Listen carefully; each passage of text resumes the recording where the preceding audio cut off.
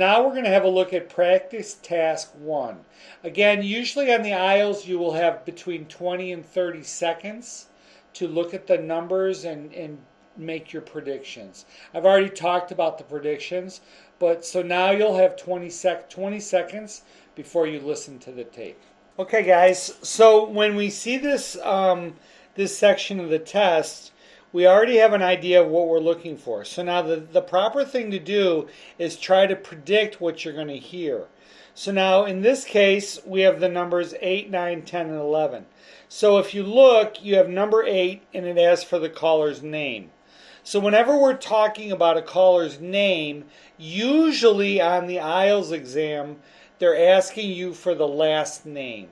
So usually on a test like this, they'll give you the caller, in this case, the caller's first name, and you'll have to put the person's last name, or their family name, or their surname. In this case, we know that we're gonna probably have to, in this case, because there's nothing given, we're probably going to have to listen for the first name and the last name. Also, usually on the IELTS, if it's a difficult name, they will ask you to spell it. And also the speaker will spell the name for you. Like, for example, if the name was Robert, they might say, oh, that's Robert, R-O-B-E-R-T. And then you'll listen to those letters and make sure that you spell it. So for number 9, it asks for date of birth. So whenever you have your date of birth, you have to remember, well, what's my date of birth? You have to think month, day, probably year. So you have to be very familiar, like I said before, you have to be very familiar with the different months. January, February, March, April, May, and so on. And again with the days. In English, we generally, when we talk about the days, we talk about the 1st, the 2nd, the 3rd, the 4th, the 5th, and so on. But on the IELTS exam, you can say, for example, if your birthday was June 21st, you could say June 21 and then give the year that you were born. So that's number 9. And number 10, if you notice number 10 already has part of the number given. So when they begin to give the phone number or the telephone number, you'll have to make sure that while you're doing the test, you point to those numbers. For example, in this case, you already have 0412. So now when they do it on the test, they will repeat the numbers 0412.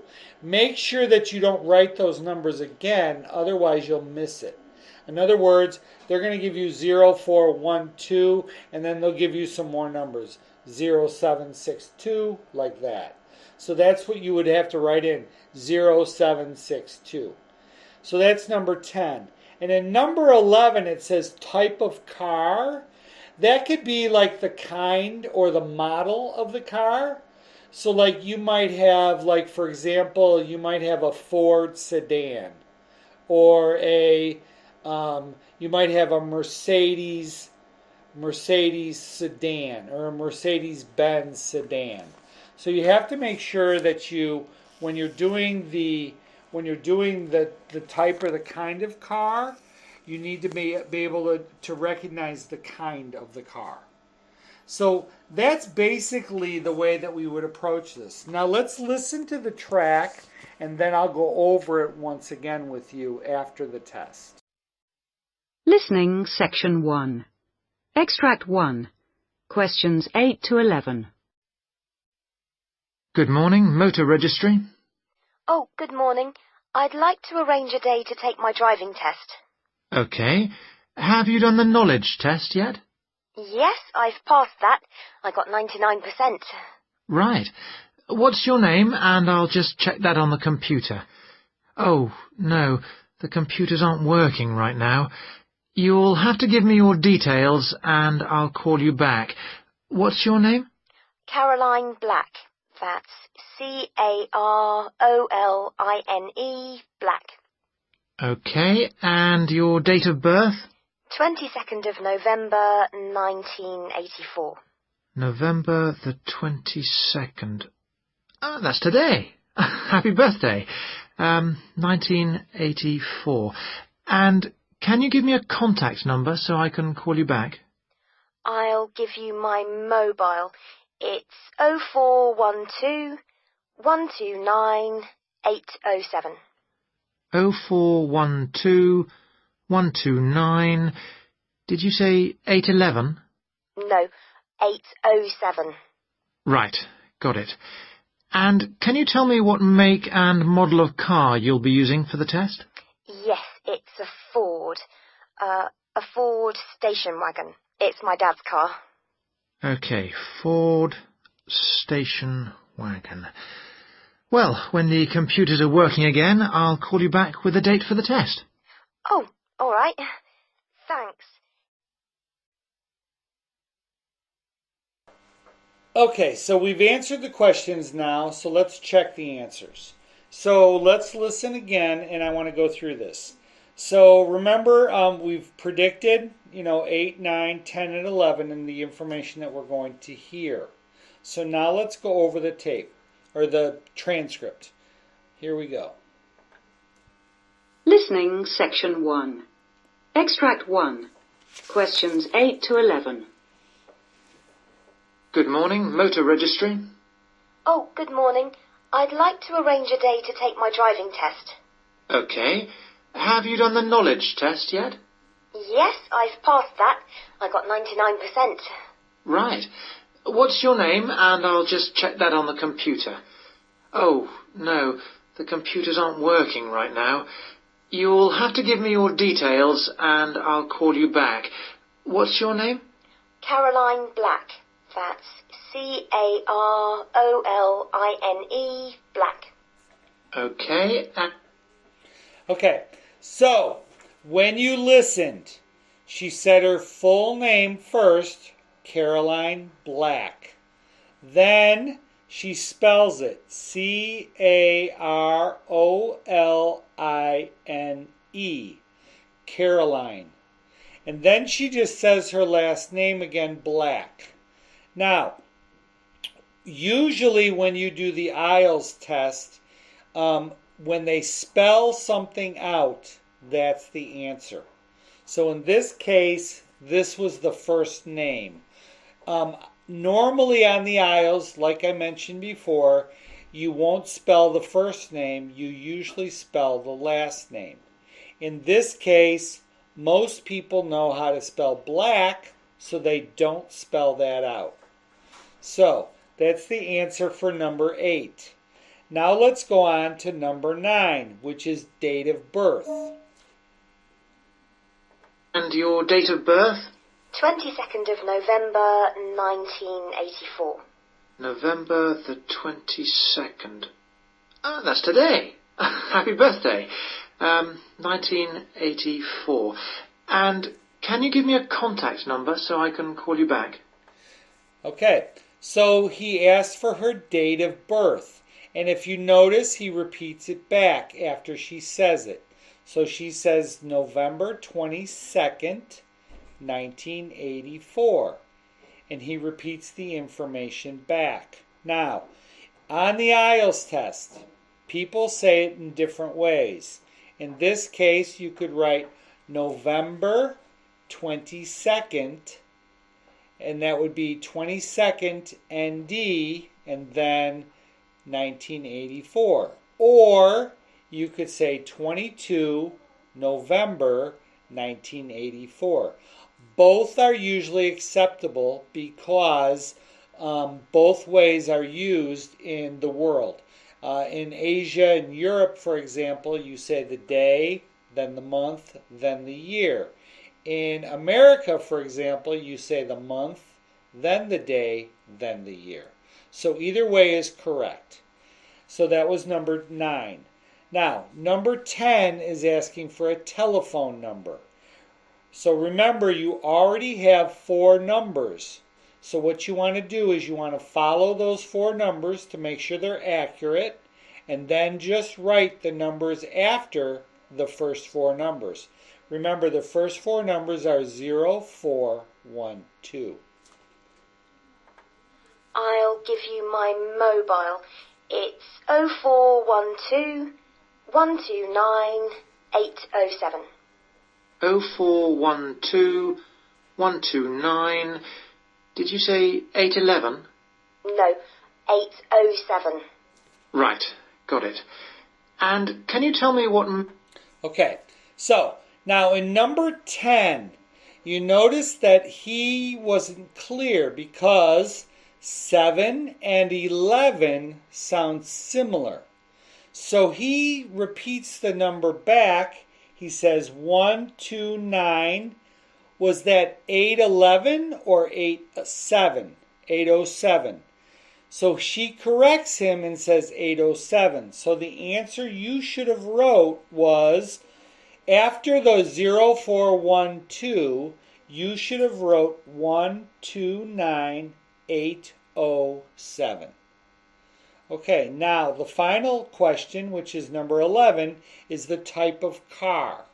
Now, he'll say make and model. The make is something like the type of car, like Ford or Chevy or Toyota or Honda. That's the make. And the model is the type of car. It could be a sedan. It could be a sports car. It could be an SUV. So you will listen to this and he'll give the answer. Make and model of car you'll be using for the test? Yes, it's a Ford. A Ford station wagon. It's my dad's car. Okay, Ford station wagon. Well, when the computers are working again, I'll call you back with a date for the test. Oh, all right. Thanks. Okay, if you noticed, they gave you the make, which is a Ford, and then she says Ford again. Now, this is probably an older version of the test because the model is station wagon. In today's world, we really don't have too many station wagons. They're usually vans or SUVs. But back when I was younger, we had station wagons. So in this case, the model was a station wagon. So you would spell out the word station, S-T-A-T-I-O-N, and wagon, which is W-A-G-O-N. So that would be your answer for number 11. Thank you. Section 1. You will hear a telephone conversation between a hotel receptionist and a caller making a reservation. In the exam, you will have 20 seconds to look at questions 1 to 7.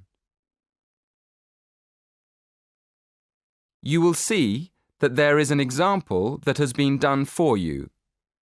On this occasion only, the conversation relating to this will be played first. Silver Tulip Hotel, good afternoon. How can I help you? Ah, yes. Good afternoon. I'd like to book a room for next Friday. Certainly, sir. How many nights will you be staying? Just one, please. The caller says he will be staying for just one night, so 1 is the answer here. Now we shall begin.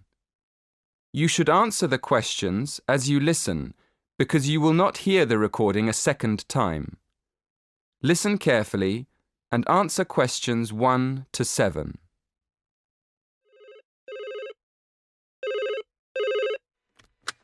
Silver Tulip Hotel, good afternoon. How can I help you? Ah, yes. Good afternoon. I'd like to book a room for next Friday. Certainly, sir. How many nights will you be staying? Just one, please. And would you like a single or double room? A double room, please. A double room. And would you like twin beds or a king-size bed? A king-sized bed, please. Let me see. Yes, we do have a double room available for next Friday. Would you like me to book it for you? Yes, please. Could I have your name, please? Yes, it's Edward Francis. Is that Frances? No, it's Frances. Francis.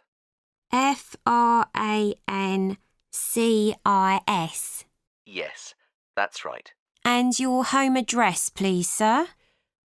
Yes, it's 23 Cypress Avenue, Cambridge.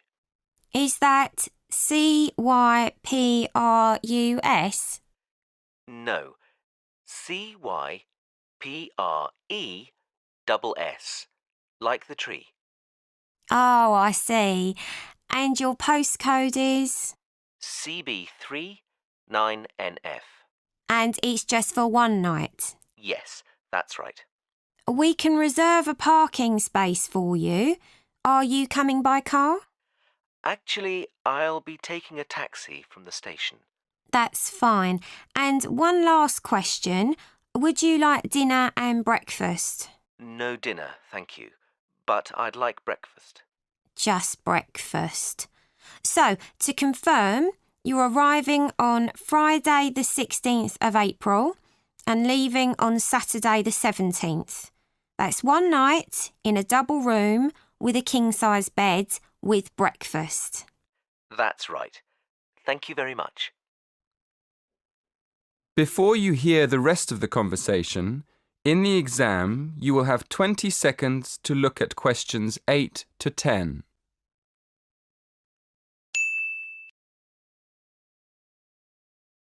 See you again in just a couple of minutes.